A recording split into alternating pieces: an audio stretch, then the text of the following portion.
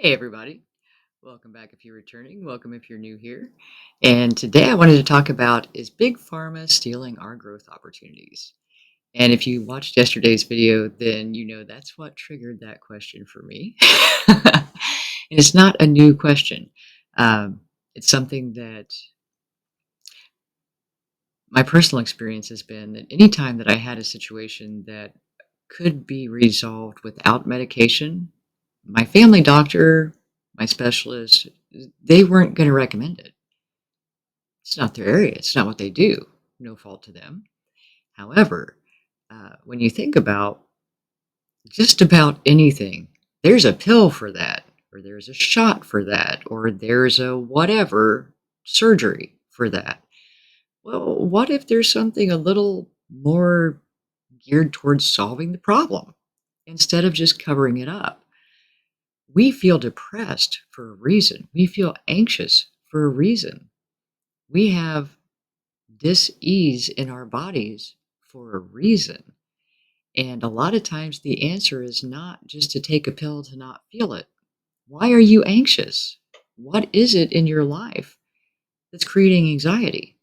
Because that's what we need to look at, not a prescription, so that we don't feel it anymore. We don't just need to numb out and accept that, well, as long as I don't feel it, then it's good. No, you might as well get a smiley face mask and just hold it up all the time because you'll be so numbed out, you just don't care. By the time we finish medicating the depression, the anxiety, the need to lose weight, the ADHD, the you name it, blah, blah, blah, blah, blah, blah.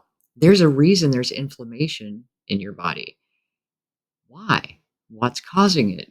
Because stress can cause inflammation. And I discovered this myself. Uh, I've talked on channels sometimes here and there about autoimmune. Well,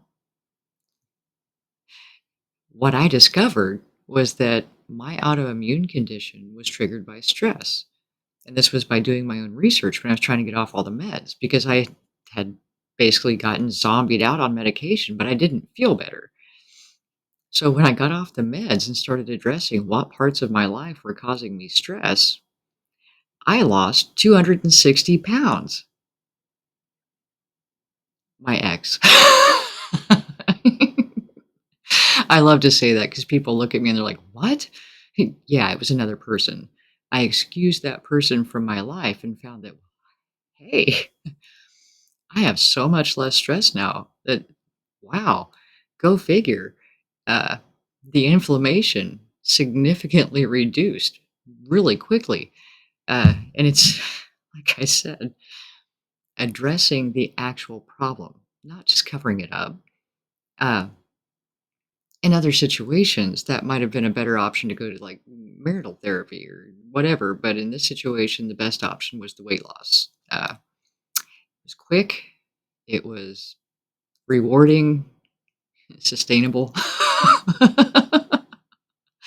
But we talked yesterday about how when we do things for ourselves, like finding the source of the anxiety, what part of your environment, when do you feel anxious?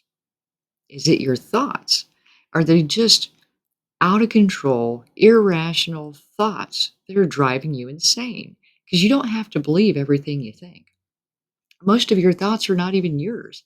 It's just random shit we're picking up like a bad radio station. And when we learn how to maintain and manage our thoughts and redirect our neural pathways, the anxiety isn't a problem anymore. If we just take a pill for it, we lose our ability to manage our thoughts and understand that I feel anxious for a reason. Our emotions are just a guidance. They're a GPS trying to let us know don't go there, don't turn there, dead end. It's trying to signal us that there's a problem that we need to address, not cover up. Because if it's a dead end and it ends with a guardrail at a cliff, just closing your eyes doesn't change that. Could have a pretty bad outcome. Heed the signs. But you have to be in a state of awareness that you can see the signs. And when we drug ourselves out, and I don't mean that like, you know, I'm not talking back alley addict type stuff here. I'm just saying when we put a prescription over a problem, we don't solve the problem. And then the problem persists, only now we're not in a mental capacity where we can address it as readily as we could if we disciplined ourselves. I know, ew, that's almost as bad as patience, right? Self discipline. Oh, there's a pill for that. But the effects, the results are much less rewarding. And that's one of the reasons why I wrote the book, Get Your Shit Together, because I struggled with this for years. I was on antidepressants. I was on anti anxiety. Obviously, I had inflammation issues from stress caused from not addressing situations in my life. Denial is powerful. We can rationalize so many things in our mind until we don't.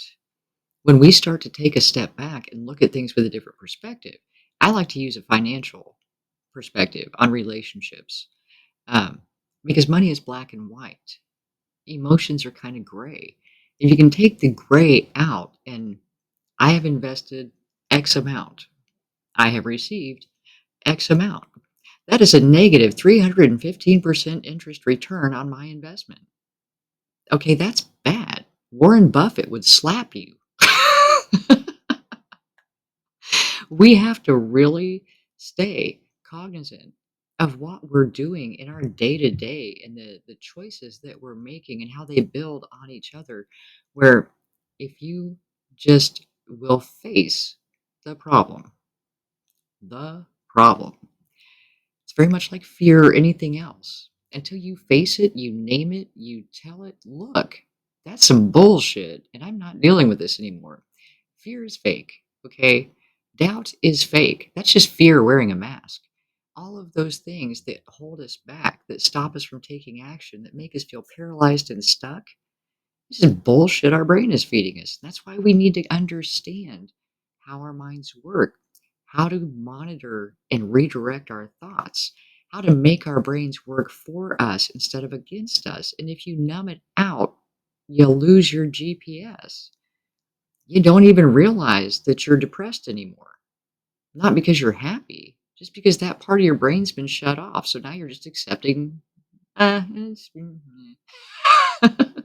get pissed off.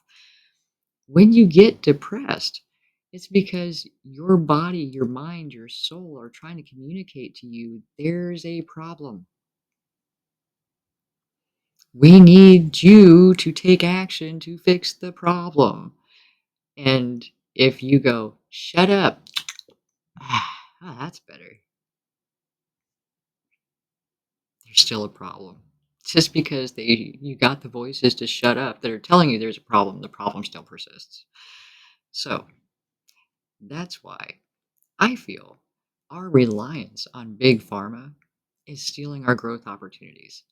Because if we can take a pill and silence it, there's no motivation left to grow.